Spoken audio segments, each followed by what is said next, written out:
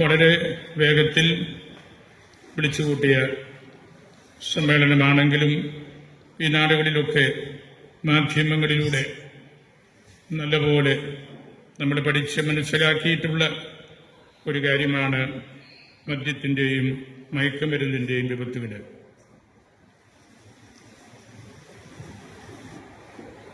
ഒരിക്കൽ ഞാനൊരു പുസ്തകത്തിൽ വായിച്ചൊരു കഥയോർക്കുകയാണ്.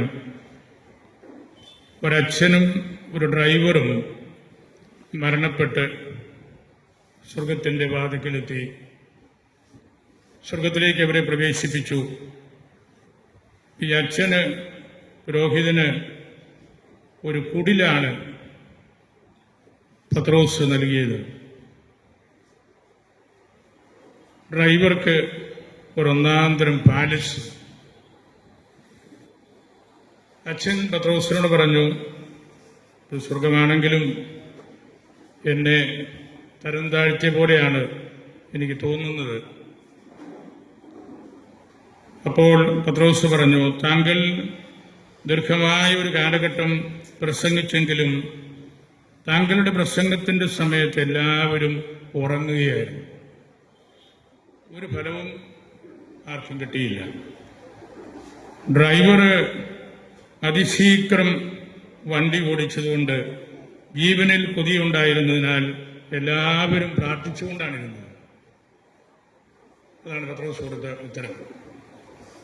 നമ്മൾ ഒരുപാട് സംസാരിക്കുമ്പോഴും ഒരു ഫലവുമില്ലാതെ പോയേക്കാം.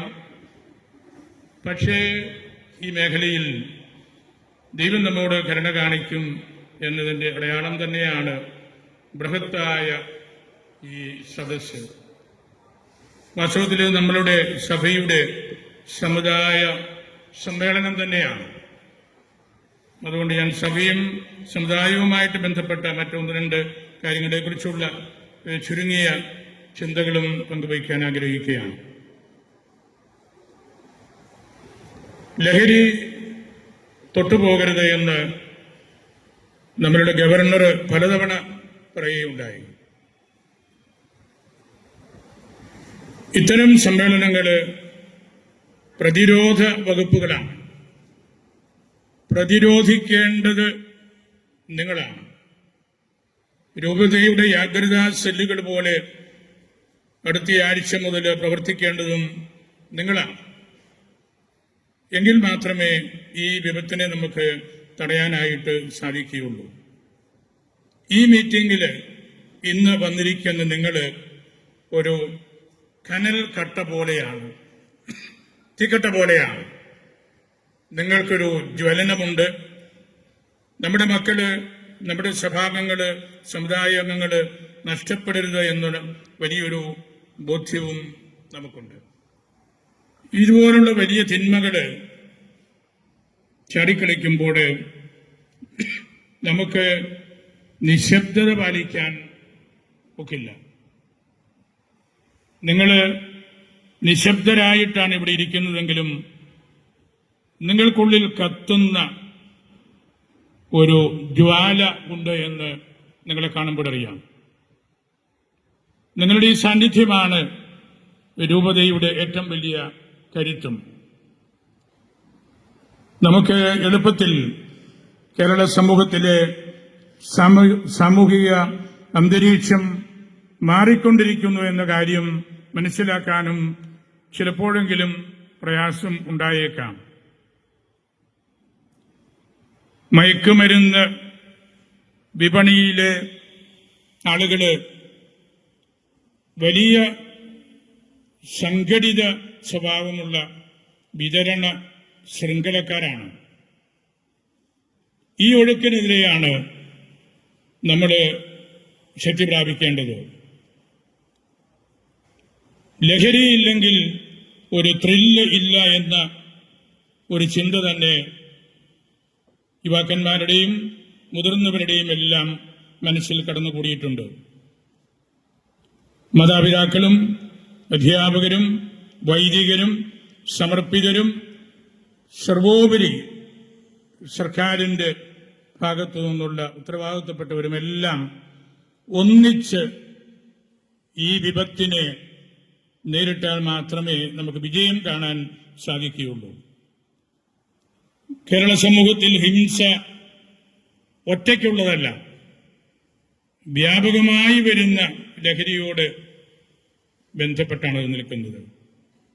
അതിന്റെ പിന്നിൽ വെറുപ്പ് രാഷ്ട്രീയമുണ്ട്, വ്യാപകമാകുന്ന മതസ്പർദ്ധകളുണ്ട്, തീവ്രവാദത്തിലേക്ക് നയിക്കുന്ന ചിന്തകളുണ്ട്, വ്യാപകമാകുന്ന ജാതി ചിന്തകളുണ്ട്, സഭയോടുള്ള എതിർപ്പുണ്ട്,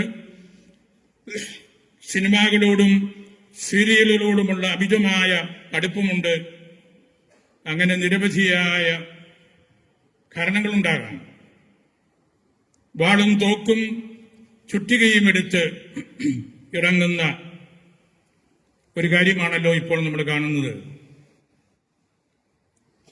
ആരെയെങ്കിലും കൊന്നാൽ സിനിമ വിജയിച്ചു, പ്രേക്ഷകർക്കും സന്തോഷമായി എന്ന മട്ടിലാണ് നമ്മളുടെ സാമൂഹിക സാംസ്കാരിക മേഖലയും മുൻപോട്ട് പോകുന്നത്. സ്കൂളുകളിൽ കുട്ടികൾ പരസ്പരം ആസൂത്രണം നടത്തി തല്ലുകയും കൊല്ലുകയും ചെയ്യുകയാണ്. റാഗിങ്ങിന്റെ പേരിൽ എത്ര അന്യായങ്ങളാണ് നടന്നത്. കുട്ടികൾ പരിശീലനം നേടുന്നത് അക്രമത്തിനാണോ എന്ന് പോലും നമുക്ക് സംശയം തോന്നുന്നു. വീട്ടിനകത്ത് അക്രമം, അച്ഛൻ അമ്മയെ കൊല്ലുന്നു, അമ്മ അച്ഛനെ കൊല്ലുന്നു, അവർ രണ്ടുപേരും കൂടി മക്കളെ കൊല്ലുന്നു. അങ്ങനെ കൊലപാതകികളുടെ നാടായിട്ട് നമ്മളുടെ ഈ പ്രദേശം മാറുകയാണ്. രാഷ്ട്രീയക്കാരും സിനിമാക്കാരും സാഹിത്യകാരന്മാരും അധ്യാപകരും ഒക്കെ ഒന്നുകൂടി കണ്ണ് തുറക്കേണ്ട കാലഘട്ടമാണിത്. ലഹരി വിരുദ്ധ നിലപാടുകൾ കുടുംബങ്ങളിൽ തന്നെയാണ് ആരംഭിക്കേണ്ടത്. വിദ്യാർത്ഥികൾ ലഹരിക്ക് അടിമപ്പെടുന്നതിന്റെ കാരണങ്ങൾ പലതാണ്. ഒന്ന്, അവന്റെ ജീവിത ചുറ്റുപാടാണ്. കൗമാരപ്രായത്തിൽ കുട്ടികൾക്കുണ്ടാകുന്ന അപകർഷതാബോധം, ആത്മവിശ്വാസമില്ലായ്മ, പക്വതയില്ലാത്ത പ്രായത്തിൽ നേരിടേണ്ടി വരുന്ന തിക്താനുഭവങ്ങൾ തുടങ്ങിയ അനേകം കാര്യങ്ങളുണ്ട്. പഠനത്തിന് ഏകാഗ്രത ലഭിക്കാൻ, ഓർമ്മ നിലനിർത്താൻ, പഠനത്തിൽ മുഷിപ്പ് തോന്നാതിരിക്കാൻ തുടങ്ങിയ കാരണങ്ങളിൽ സപ്ലിമെന്റ് ഫുഡ് പോലെ ഇത്തരം ലഹരികൾ വിതരണം ചെയ്യുന്ന സാമ്പ്രദായിക പദ്ധതികളും നമ്മളുടെ വീടുകളിലും കലാലയങ്ങളിലുമെല്ലാം ഉണ്ട്. ലഹരി മാഫിയകളെ നിയന്ത്രിക്കാൻ നിയമപാലകർക്ക് പരിമിതിയുണ്ടെന്ന് പലപ്പോഴും നമുക്ക് തോന്നുകയാണ്. കുടുംബ മൂല്യങ്ങൾ തിരിച്ചുകൊണ്ടുവരണം. അയൽപക്ക ബന്ധങ്ങൾ ഊഷ്മളമാക്കണം. കുടുംബത്തിനുള്ളിൽ ഒന്നിച്ച് ഇരുന്ന് ഭക്ഷണം കഴിക്കാനും പ്രാർത്ഥിക്കാനുമുള്ള അവസരങ്ങൾ നമ്മൾ കൂടുതലായിട്ട് തിട്ടപ്പെടുത്തേണ്ടതുണ്ട്.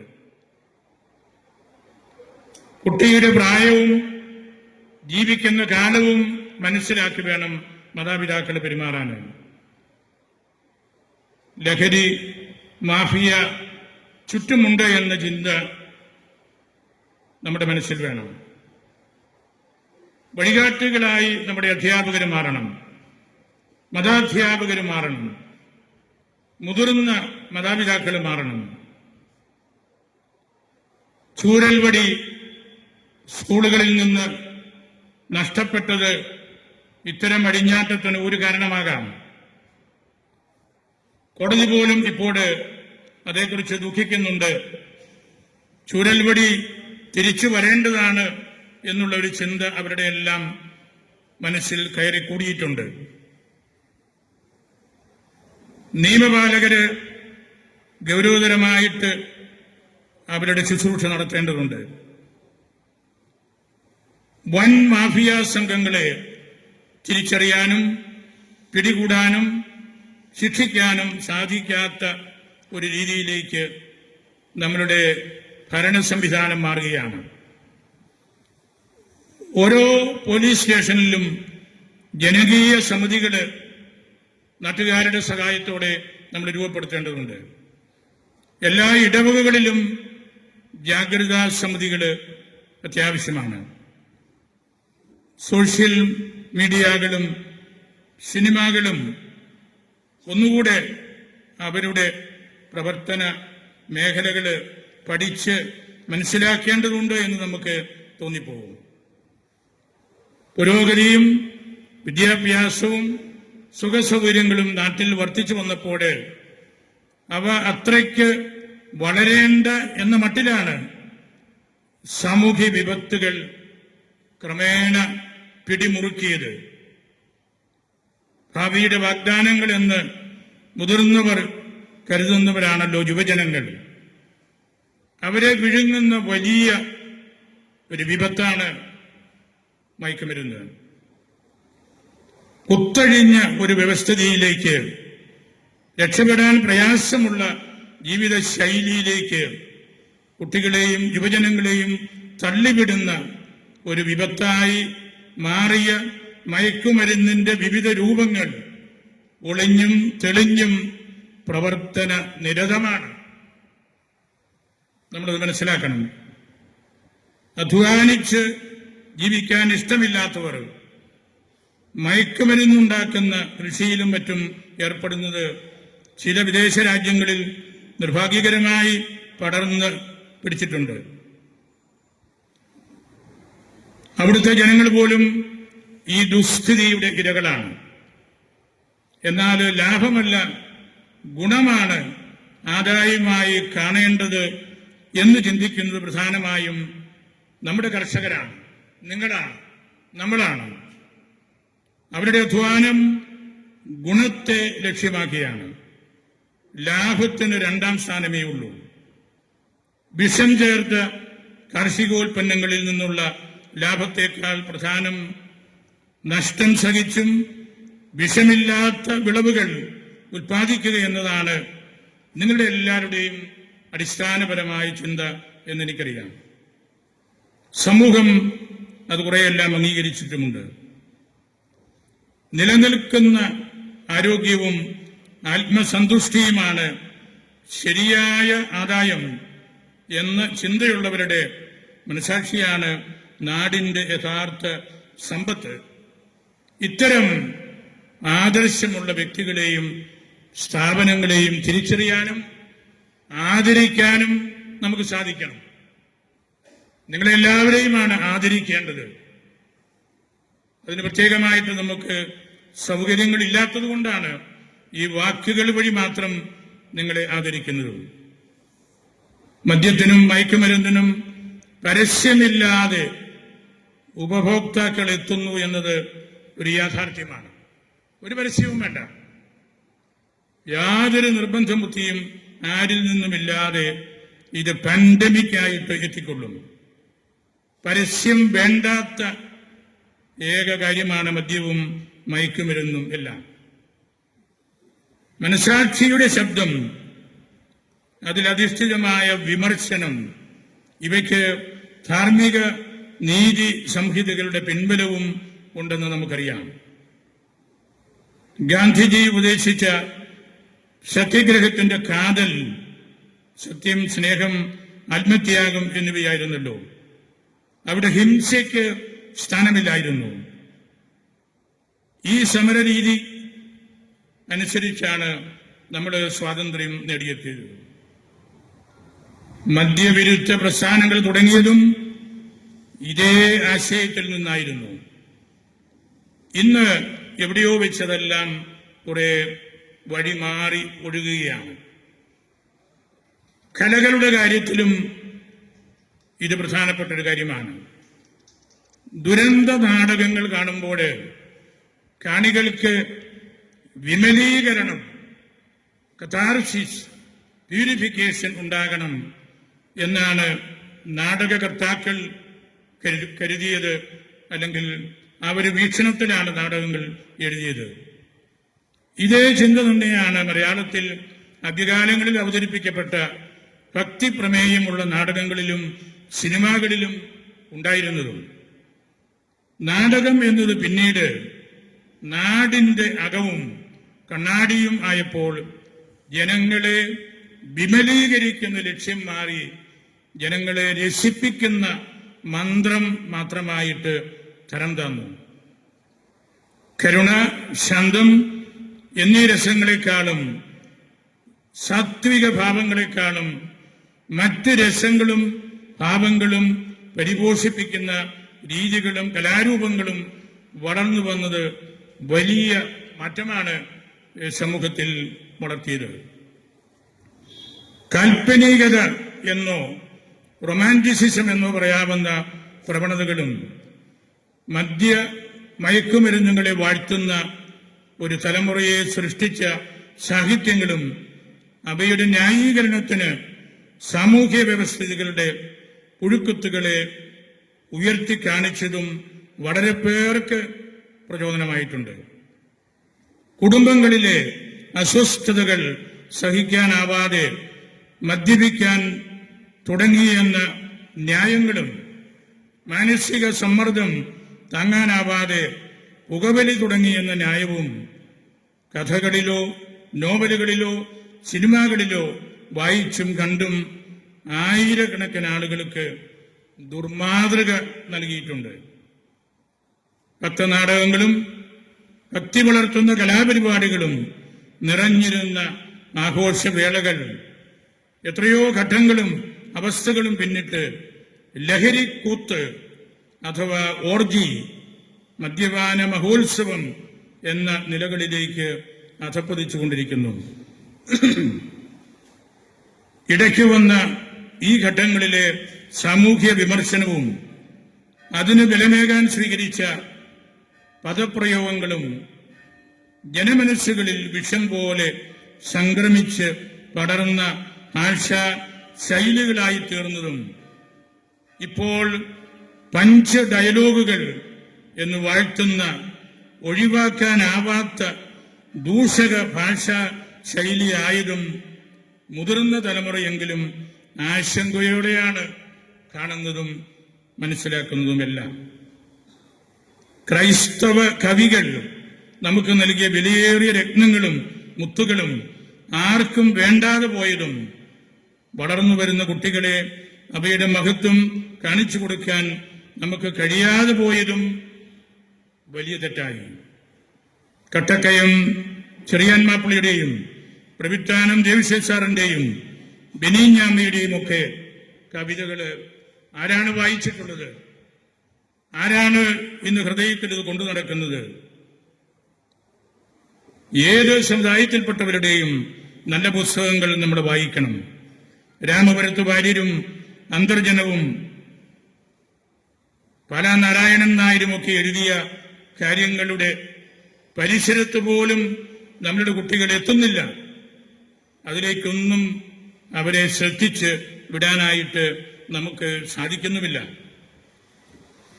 ഇക്കാരണങ്ങളാൽ അല്ലെങ്കിൽ സമാനമായ കാരണങ്ങളാൽ കേരളത്തിൽ മദ്യം, മയക്കുമരുന്ന്, രാസമരുന്ന് തുടങ്ങിയ ലഹരി പദാർത്ഥങ്ങളുടെ അനിയന്ത്രിതമായ വ്യാപന ശൃംഖലകൾ ശക്തിപ്പെടുകയാണ്. സർക്കാർ പകച്ചു നിൽക്കുകയാണ്. മാധ്യമങ്ങൾ ഉണർന്ന് പ്രവർത്തിക്കുന്നുണ്ട് എന്നത് ഒരു ആശ്വാസം തന്നെയാണ്. മദ്യമില്ലെങ്കിൽ മയക്കുമരുന്ന് വ്യാപിക്കും എന്നതായിരുന്നു സർക്കാരിന്റെ വാദഗതി. ഇപ്പോൾ മദ്യവും മയക്കുമരുന്നും റെക്കോർഡ് വേഗത്തിൽ വ്യാപകമായി. മദ്യത്തിന്റെ പങ്ക് ഒഴിവാക്കി മയക്കുമരുന്ന് വ്യാപാരികളെ മാത്രം തേടിപ്പിടിക്കാം, നിയന്ത്രിക്കാം, ശിക്ഷിക്കാം എന്നുള്ള നിലപാടുകളും വിജയിക്കുമോ എന്ന് സംശയമാണ്. വിനോദ സഞ്ചാര മേഖലയിലെ മദ്യ നിയന്ത്രണം ആ മേഖലയിലെ ആളുകളെ തകർക്കും, വരുമാനം മരവിപ്പിക്കും തുടങ്ങിയ ചിന്തകളെല്ലാം ഉണ്ടായിരുന്നല്ലോ. നമ്മൾ മനസ്സിലാക്കേണ്ട ഒരു കാര്യം, മദ്യമോ മയക്കുമരുന്നോ കഴിക്കാനല്ല ടൂറിസ്റ്റുകൾ കേരളത്തിലേക്ക് വരുന്നത്, കേരളത്തനിമ ആസ്വദിക്കാനാണ്. സർക്കാരിന്റെ നിലനിൽപ്പ് മദ്യവരുമാനത്തെ ആശ്രയിച്ചാണ് ഇരിക്കുന്നത് എന്ന വാദവും നിരർത്ഥകമാണ്. ഈ മദ്യം മയക്കുമരുന്ന് നിയന്ത്രിക്കപ്പെട്ട കാലഘട്ടത്തിലും അല്ലെങ്കിൽ മറ്റു സംസ്ഥാനങ്ങളിലും സർക്കാരുകൾ എത്രയോ കാര്യക്ഷമതയോടെ പ്രവർത്തിക്കുന്നു എന്ന് നമ്മൾ തിരിച്ചറിയണം.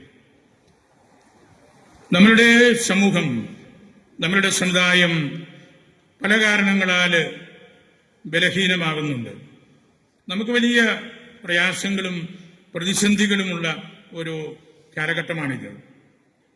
സഭയുടെ വിശ്വാസവും സമുദായത്തിന്റെ ശക്തിയും ചോർന്നു പോകുമ്പോൾ നമ്മളുടേതുപോലെയുള്ള രൂപതകളിൽ നിന്ന്, സമുദായത്തിൽ നിന്ന് ശക്തി പകരാനും നമുക്ക് ഒന്നിച്ചു നിൽക്കാനുമൊക്കെ സാധിക്കണം. നിങ്ങൾക്കെല്ലാവർക്കും അറിയാം, വഖഫ് 2025 ബില്ല് കഴിഞ്ഞ രാത്രിയിൽ പ്രസിഡന്റ് ഒപ്പുവെച്ച് നിയമമായി.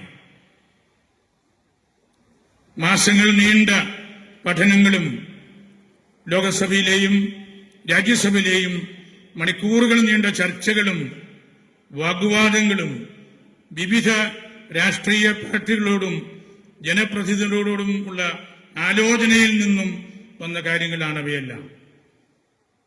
ജനാധിപത്യത്തിന്റെ ശ്രീകോവിലും പുറത്തും നടന്ന ചർച്ചകൾ പല ജനപ്രതിനിധികളുടെയും വിലയും വിലയില്ലായ്മയും അറിവും അറിവില്ലായ്മയും വെളിപ്പെടുത്തുന്ന കാര്യങ്ങളായിരുന്നു എന്ന് പറയാൻ നമ്മൾ പേടിക്കരുത്. കൊണ്ടുവരുന്ന മാറ്റങ്ങൾ വഖഫിന്റെ തന്നെ കാര്യക്ഷമതയോടുകൂടിയ പ്രവർത്തനങ്ങളിലേക്കാണ് പ്രധാനമായിട്ടും ഊന്നി നിൽക്കുന്നത്. ജനാധിപത്യ തത്വങ്ങൾക്കും രാജ്യത്തിന്റെ നിയമത്തിനും വിരുദ്ധമായ നിലപാടുകൾ തിരുത്തുക എന്നുള്ളതായിരിക്കണം ഏവരുടെയും ഉള്ളിലുള്ള കാര്യം. ഇപ്പോൾ വളരെ പ്രായോഗികവും കാര്യക്ഷമവും കാലോചിതവുമായ ജനാധിപത്യ പരിഷ്കാരങ്ങൾ അതിലൂടെ നമ്മൾ കണ്ടു. എനിക്ക് അതേക്കുറിച്ച് പറയാനുള്ളൊരു നിരീക്ഷണം, ഇത് വഖഫ് ഒരു റിലീജിയസ് വിഷയം മാത്രമല്ല, നമ്മളെ സംബന്ധിച്ച് ഇതൊരു നാഷണൽ ആൻഡ് സോഷ്യൽ വിഷയമാണ്. ദേശീയവും സാമൂഹ്യ പ്രാധാന്യവുമുള്ള വിഷയമാണ്. വഖഫ് നിയമത്തിന്റെ ദുരുപയോഗത്തിന്റെയും നിയമങ്ങളിൽ അവ്യക്തതയുള്ളതിന്റെയും മറനീക്കുവാനുള്ളൊരു പരിശ്രമമായിരുന്നു. ഞാനൊരു രാഷ്ട്രീയ പാർട്ടിയെയും പ്രോത്സാഹിപ്പിച്ച് സംസാരിക്കുകയല്ല. നമ്മളുടെ KCBCയും CBCയെയും അവരുടെ ഒരു നിർദ്ദേശം കേരള MP-മാർക്ക് നൽകിയിരുന്നു. അവർക്ക്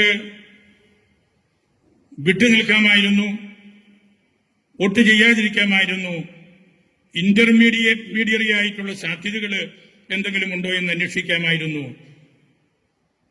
അവർക്ക് പാർട്ടിയുടെ പ്രഖ്യാപിത സ്റ്റാൻഡ് എടുക്കേണ്ടി വന്നു.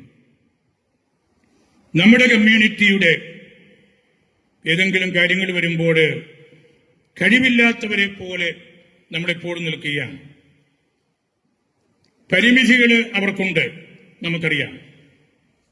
പക്ഷേ പൊതുരംഗത്ത് വരുമ്പോൾ രാഷ്ട്രീയ മുന്നണിയോടും രാഷ്ട്രീയ സംവിധാനത്തോടും ഉള്ള നമ്മളുടെ കമ്മിറ്റ്മെന്റ് മാത്രം പോരാ.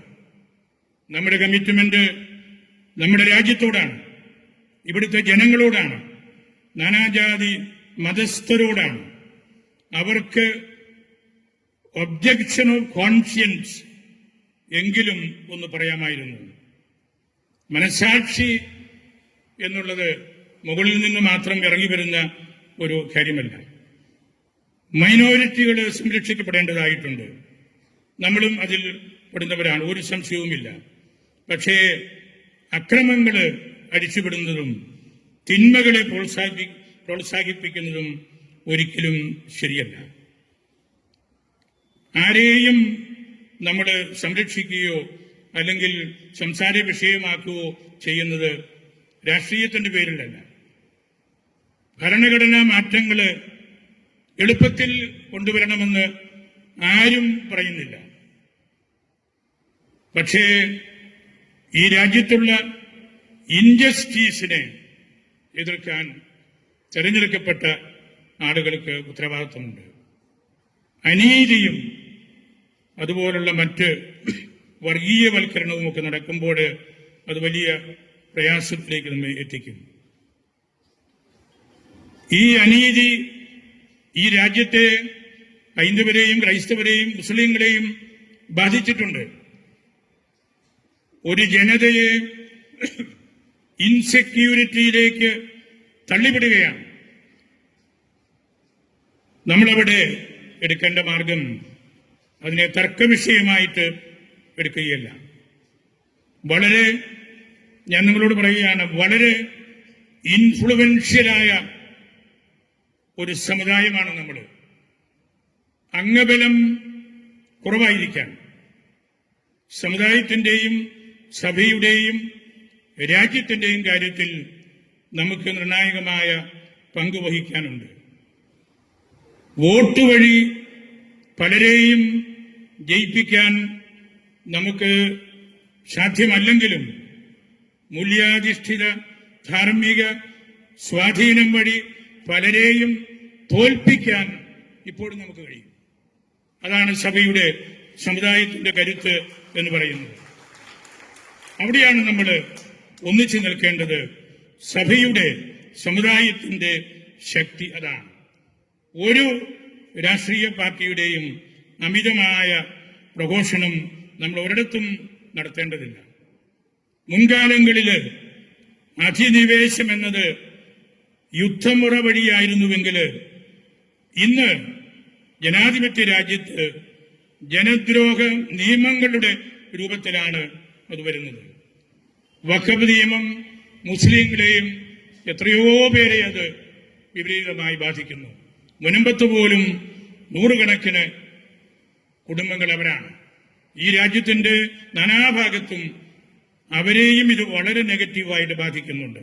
അതുകൊണ്ടാണ് ഞാൻ പറഞ്ഞത്, ഇത് നാഷണൽ വിഷയമാണ്, ഇത് സോഷ്യൽ വിഷയമാണ്.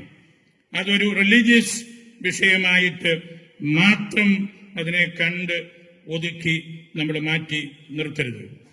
പൗരാവകാശം എന്താണെന്ന് നമ്മൾ തിരിച്ചറിയുകയും ഈ രാജ്യത്തിന്റെ ഭരണഘടനയുടെ മഹത്വം എന്താണെന്ന് നമ്മൾ മനസ്സിലാക്കുകയും ചെയ്യുമ്പോഴാണ് നമ്മളുടെ സമുദായം വളരുന്നത്, അല്ലെങ്കിൽ നമുക്ക് പിടിച്ചു നിൽക്കാൻ പറ്റുന്നത്.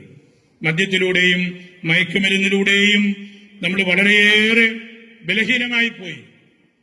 നമുക്ക് ഈ രാഷ്ട്രത്തിൽ മൈനോറിറ്റികൾക്ക് പ്രത്യേകമായ അവകാശങ്ങളും സംവിധാനങ്ങളുമുണ്ട്. അത് നമ്മൾ നഷ്ടപ്പെടുത്തരുത്. ഞാനിതിൻ്റെ ഒരു മറുവശവും പറയുകയാണ്. ന്യൂനപക്ഷങ്ങൾക്കെതിരെയുള്ള കടന്നാക്രമങ്ങൾ ഒരു തരത്തിലും നമുക്ക് ന്യായീകരിക്കാൻ പറ്റുന്നതല്ല. ജബൽപൂരില് മധ്യപ്രദേശത്ത് ക്രൈസ്തവ വിശ്വാസികളെയും പുരോഹിതരെയും വേണ്ട ഇടയെടുപ്പില്ലാതെ നമ്മൾ ബലഹീനമാണ്. നമ്മളെ മറ്റുള്ളവരെ ചവിട്ടുന്നതും തൊഴിക്കുന്നതും എറിയുന്നതുമെല്ലാം ഇക്കാരണം കൊണ്ടാണ്. സമൂഹത്തിലെ നമ്മുടെ സഭയുടെ സുരക്ഷാ സഭയില് അതിനെ തിട്ടപ്പെടുത്തുന്ന ശാശ്വതമായ സ്റ്റെപ്പിംഗ് സ്റ്റോൺസ്, ഫൗണ്ടേഷൻ സ്റ്റോൺസ് തമ്മിൽ അടുപ്പമില്ലാത്തത് പോലെ നിൽക്കുന്ന കാര്യവും നമുക്ക് എല്ലാവർക്കും നമ്മള് ആരാധനക്രമത്തില്, ദൈവശാസ്ത്രത്തില്, പാരമ്പര്യത്തില് നമ്മുടെ സൈനികയൊക്കെ പിടിച്ചു നിൽക്കാൻ മനസ്സിലാകും, അത് പഠിക്കാൻ തയ്യാറില്ലാതെ നമ്മൾ നിൽക്കുകയും വിഭജിക്കപ്പെട്ട് അനൈക്യത്തിൽ നമ്മൾ കഴിയുകയും ചെയ്യുമ്പോൾ നമുക്ക് പുതിയ രാഷ്ട്രീയ പാർട്ടികൾ രൂപീകരിച്ച് സ്വർഗത്തിലെത്താമെന്ന് കരുതുന്നത് ഒന്നും നടക്കാൻ പോകുകയില്ല. ഞാൻ നടത്തുന്നു ആദ്യം നമ്മുടെ സഭയ്ക്കുള്ളിലെ അകൽച്ചകൾ മാറട്ടെ. അപ്പോൾ ഞാൻ പറയുന്നു, ഏത് രാഷ്ട്രീയ പാർട്ടിയും നമ്മളെ അനുസരിച്ച് നമുക്ക് ഐക്യത്തിൽ നിൽക്കാൻ സാധിച്ചാൽ, ഒറ്റക്കെട്ടായിട്ട് നിൽക്കാൻ സാധിച്ചാൽ, ഊനം എന്ന് വിഷയം പറയുള്ളൂ, ഒരേ ഹൃദയത്തോടെ നിൽക്കാൻ സാധിച്ചാൽ, ഒറ്റ സ്വരത്തിൽ ഈ സമുദായത്തിന്റെ ആവശ്യങ്ങൾ പറയാൻ സാധിച്ചാൽ, ആരെ നമ്മൾ ഭീഷണിപ്പെടുത്തുകയും നമ്മളൊരു പുത്തൻ രാഷ്ട്രീയ പാർട്ടിയും കണ്ടിട്ട് ഒരിടത്തോട്ട് പോകുന്ന കാര്യം ആവശ്യക്കാരെല്ലാം ഈ സഭയുടെ കാര്യസ്ഥന്മാരുടെ അടുത്ത്, നിങ്ങളുടെ അടുത്ത്, നമ്മുടെ അടുത്ത് വന്ന് ആവശ്യങ്ങൾ പറയും. നമ്മുടെ കാര്യങ്ങൾ നമുക്ക് പറ്റാത്ത കാര്യങ്ങൾ നമ്മൾ മറ്റുള്ളവരുടെ മേൽ കയറ്റിവെച്ച് ഇവിടെ 100 കണക്കിന് പാർട്ടികളുള്ള സ്ഥലത്ത് നമ്മൾ അതിലേക്ക് ഇടപെട്ട് അതൊക്കെ ചുമ്മാ അന്യായങ്ങൾ പറയുന്ന പോലെ അതിലേക്ക് പോകുന്നത്. നമ്മുടെ ശിഥിലീകരണം നമ്മളെ മറ്റേത് നമ്മളെ കാണുമ്പോൾ ദൈവത്തെക്കുറിച്ച് പറയുന്നത് ജനമാളികൾ എന്ന് മറ്റുള്ളവർക്ക് മനസ്സിലാകാം. അപ്പോഴാണ് നമുക്ക് ഈ രാജ്യത്ത് മഹത്വമുള്ള ഒരു സമൂഹമായിട്ട് ജീവിക്കാനും പെരുമാറാനും സാധിക്കുന്നത്. അല്ലാതെ കിട്ടുന്ന കാര്യങ്ങൾ എന്താണ്? കാട്ടുകൊല്ലിനെയും കാട്ടുണ്ണിയും വെടിവെച്ച് പിടിച്ചു നിന്നാൽ നമുക്ക് സാധിക്കണം. ഇതൊക്കെ എത്രയും നിസ്സാരമായ കാര്യങ്ങളാണ്. നമുക്ക് കണ്ടെത്തേണ്ട ഈശോയിലുള്ള ഐക്യം, സഭയിലുള്ള ഐക്യം, ഈ നസ്രാണി സമൂഹത്തിന്റെ ആ കരുത്ത് നമ്മൾ പുനഃപ്രതീക്ഷിക്കേണ്ടതുണ്ട്. അതിന് നമ്മൾ ഓരോരുത്തരും നമ്മൾ തയ്യാറാകണം. അപ്പോഴാണ് നമുക്ക് ഈ വിശാല ലോകത്തില് ഈ നേഷൻ ഇന്ത്യ എന്ന ആ ഒരു വലിയ ഒഴുക്കിൽ, ആ ഒരു വിസ്താരത്തിൽ നമ്മുടെ സാന്നിധ്യം ഉണ്ടാകുന്നത്. വെറുതെ പൊളിറ്റിക്കൽ ജിംനാസ്റ്റിക്സ് കൊണ്ട് ഒന്നും നടക്കാൻ പോകുന്നു. ഒന്നും വെറുതെ ഇങ്ങനെ നമ്മൾ ഓരോ കുത്തുവഴികൾ പറയുന്നു എന്ന് മാത്രമേ ഉള്ളൂ. പൊളിറ്റിക്കൽ ജിംനിക്സ് എപ്പോഴും നമ്മളെ വഴി മുട്ടിച്ചിട്ടേ വെറും ജിംനിക്സാണ്. കരുത്തുള്ള സമുദായമായിട്ട് നമ്മൾ മാറട്ടെ. അതിനുവേണ്ടി നമ്മൾ സംസാരിക്കണം.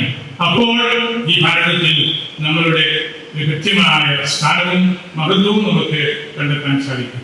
നമ്മളിവിടെ മദ്യത്തിന്, മയക്കുമരുന്നിന്, ലഹരിക്ക് എല്ലാം എതിരായിട്ട് സംസാരിക്കുന്ന ഈ അവസരത്തിൽ ഈ ജോലിയുടെ ഹൃദയം പോലെ ഓടിയെത്തിയ നിങ്ങളോട് ഞാൻ നമ്മളുടെ സമുദായത്തിന്റെ സമൂഹത്തിന്റെ 1-2 കുഞ്ഞു കാര്യങ്ങൾ കൂടെ ഓർമ്മിപ്പിച്ചു എന്ന് മാത്രമേ. നമുക്ക് വലിയൊരു പങ്ക് ഈ രാജ്യത്ത്, നമ്മുടെ സഭയില്, നമ്മുടെ സമുദായത്തില്, അതുവഴി സംശുദ്ധമായ രാഷ്ട്രീയത്തിൽ എല്ലാം നമുക്ക് നൽകാനുണ്ട്. വളരെ വളരെ വിഷമിച്ചാണെങ്കിലും നമുക്കറിയാം, KCM ഈ കാര്യത്തിൽ ഒരു മിഡിൽ പൊസിഷൻ എടുത്ത് മുൻപത്തെ കാര്യത്തിന് വേണ്ടി എങ്കിലും സംസാരിച്ചു. എളുപ്പമാണ്. നമുക്കറിയാം, നമ്മൾ വിപ്പിൽ നിൽക്കുമ്പോൾ അല്ലെങ്കിൽ മുന്നണിയിൽ നിൽക്കുമ്പോൾ അവരുടെ കാര്യങ്ങൾക്ക് എതിരായിട്ട് പറയുക എന്നത് പ്രായോഗികമായ വിഷമമാണ്. പക്ഷേ നമ്മൾ ആരാണെന്നും നമ്മുടെ വിശാലമായ ഈ രാജ്യത്തിന്റെ ശ്രേഷ്ഠത എന്താണെന്നും നമ്മൾ തിരിച്ചറിയണം. അങ്ങനെ അറിയുമ്പോഴാണ് രാഷ്ട്രീയത്തിനും സാമൂഹ്യ പ്രവർത്തനങ്ങൾക്കും കൂടുതൽ അർത്ഥമുള്ളത് എന്നൂടെ ഞാൻ നിങ്ങളെ ഓർമ്മിപ്പിക്കുകയാണ്. എൻ്റെ വാക്കുകൾ ഉപസംഹരിക്കുന്നു. ഈ മഹാസമ്മേളനം വിളിച്ചു കൂട്ടുവാനായിട്ട് വളരെയേറെ അധ്വാനിച്ചവരാണ് സാധനങ്ങളെയും ഇവിടെ സ്റ്റേജിൽ ഇരിക്കുന്ന മറ്റു വൈദികമായ സഹോദരങ്ങളും എല്ലാം. വലിയൊരു കുടിവരവാണിത്, കരുത്തു പകർന്ന ഒരു കുടിവരവാണിത്. ഒരു ജ്വാല ആണ് നിങ്ങൾ കൊണ്ടുവന്നത്. ആ ജ്വാല കത്തി പടരണം. അത് നമുക്ക് നല്ല വിജിലൻസ് സെല്ലായിട്ട്, ജാഗ്രത സമിതികളായിട്ട് നിങ്ങൾ 271 ഇടവകളിൽ പ്രവർത്തനക്ഷമമാകുമ്പോൾ നമുക്ക് വലിയ പ്രതീക്ഷകൾ നൽകും. ഇവരെല്ലാവരെയും പരിശുദ്ധ സ്വാമിക്ക് സമർപ്പിച്ച്